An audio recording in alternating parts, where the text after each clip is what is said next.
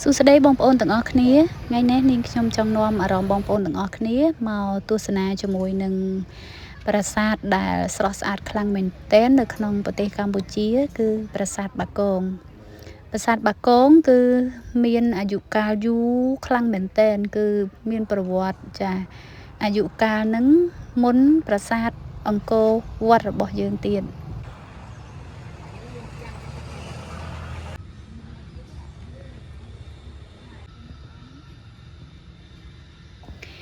ចាហើយនេះគឺទិដ្ឋភាពនៅជុំវិញប្រាសាទចានៅជុំវិញប្រាសាទគឺមានទេសភាពចាស្រស់ស្អាតហើយក៏ដូចជាមានស្រះអមទាំងសងខាងជាមួយនឹងប្រាសាទហើយផ្សេងពីនឹងក៏ពាក់ព័ន្ធជាមួយនឹងគ្រោងប្រាសាទរបស់យើងគឺនៅរឹងមាំខ្លាំងមែនទែនដូច្នេះគឺសូមឲ្យបងប្អូនទាំងអស់គ្នាតាមដានទស្សនាជាមួយនឹងវីដេអូនេះទាំងអស់គ្នា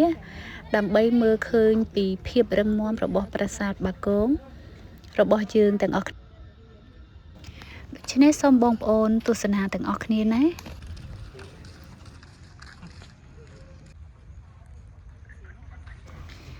សម្រាប់អាយុកាលរបស់ប្រាសាទបាគងគឺមានអាយុកាលរហូតដល់ទៅជាង1000ឆ្នាំបងប្អូនហើយនេះគឺជាការកសាងរបស់មហាក្សត្ររបស់យើងដែលឈ្មោះនឹងនាមដែលបងប្អូនអាចទស្សនាទៅលើផ្ទាំងរូបភាពមួយនេះបាន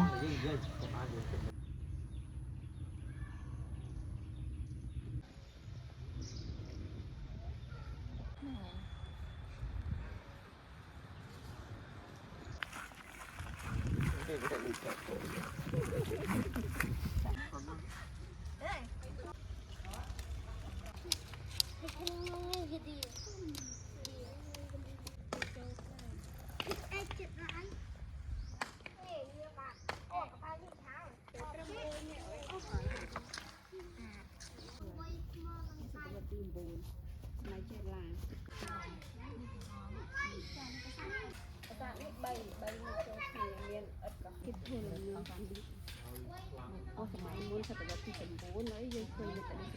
ប្រេងទឹកអីសាងឡើងដោយដីឥដ្ឋហ្នឹងទៅអីថ្មដោះមកខាងទៅប្រាសាទយើងមួយនេះសោប្រាសាទទៅយកទៅដែលវាថតនេះងាយមើលនេះទីនោះឲ្យយើងឈរពីមុខទៅដូចគ្នាដូចច្រើនបាត់លោកអនុហ្នឹងបឹងមីលាឈ្មោះដើមបាមីលា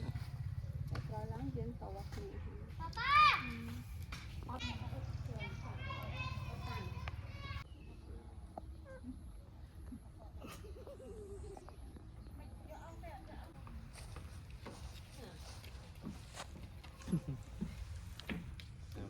ញឹម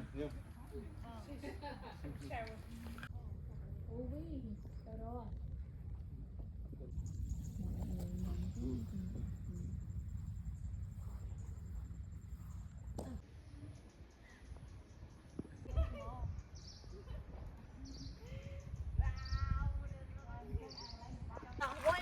không đâu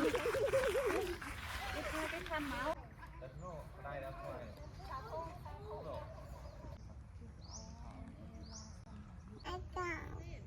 cô trăng như tao muốn đất lô bác ký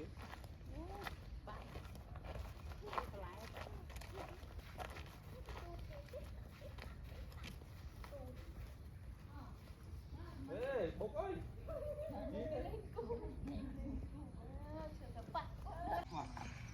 Nghĩa tới nào bán này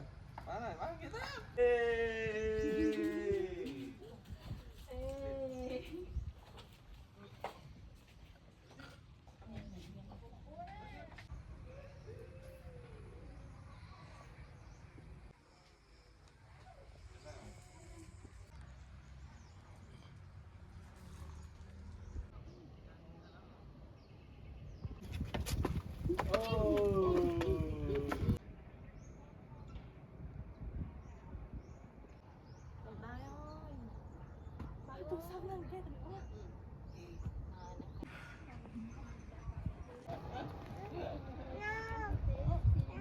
nô thế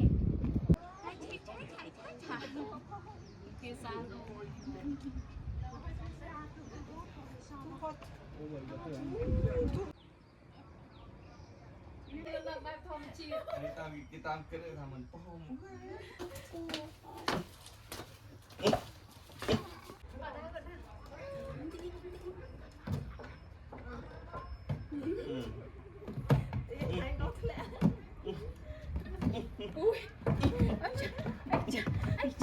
Yeay.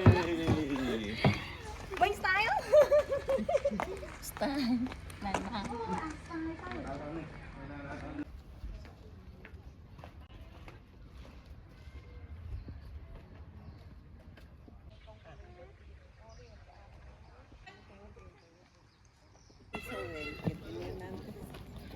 Nih.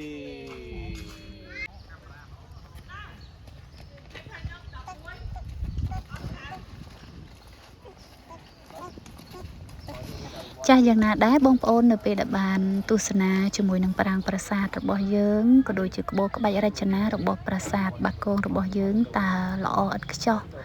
ហើយដែលដូនតារបស់យើងបានបន្សល់ទុករាប់ចំនួនមកដល់បច្ចុប្បន្ននេះបើសិនជាបងប្អូនទាំងអស់គ្នាមើលឃើញថាអស្ចារ្យ